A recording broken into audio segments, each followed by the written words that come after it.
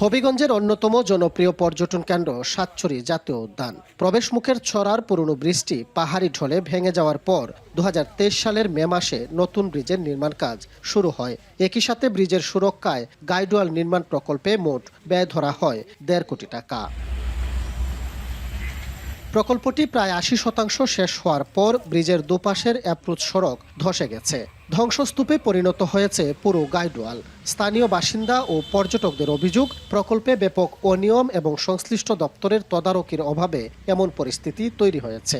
আমাদের সবারই চাওয়া যেন এটা ভালোভাবে কাজ হয়, মজবুতভাবে হয় এবং পাহাড়ি ঢলে যেন ভেঙে না যায়। সরকারের কাছে দাবি যাতে কাজগুলো মানসম্মত মতো পর্যটনের সাথে যাতে মানসম্মত মতো কাজগুলো করে দেয়। এটা খুবই দুঃখজনক বিষয় যে আমরা আসলে কাজটা সমাপ্ত করার পাশাপাশি উদ্বোধন করার আগেই ভেঙে গেছে।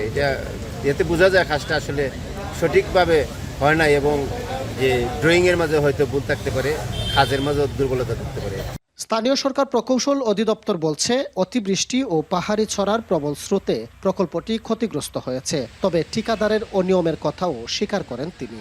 আর প্রকল্প পরিকল্পনায় বড় ধরনের ত্রুটির আশঙ্কা করে উপজেলা নির্বাহী কর্মকর্তা বলছেন, বিশেষজ্ঞ দল পাঠানোর জন্য মন্ত্রণালয়ে চিঠি দেওয়া হয়েছে। ঠিকাদারের কিছু গাফিলতি আসলে আছে, আমি বলবো না যে গাফিলতি নেই। তার কারণ হলো যে এরপরে ন্যাচারাল কিছু ক্লাইমেটিস আছে। প্রবল বর্ষণে আমরা যে প্রোটেক্টিভ ওয়ার্ক যেটা করছিলাম, প্রবল বর্ষণের কারণে এই প্রোটেক্টিভ ওয়ার্কটা ভেঙে যায়। ঢাকায় থেকে একটা পরিদর্শন টিম প্রেরণের জন্য আমাদের তরফ থেকে এটা উপজেলা প্রকৌশলীর কার্যালয়ের মাধ্যমে তিনি কিন্তু জেলায় চিঠি দিয়েছে। 2024 সালের ডিসেম্বরের মধ্যে কাজ শেষ হওয়ার কথা থাকলেও নির্ধারিত সময়ে শেষ হয়নি নির্মাণ কাজ। এরই মধ্যে প্রকল্পের প্রায় 70% বিলও পরিশোধ করা হয়েছে। কাজল সরকার, এখন হবিগঞ্জ।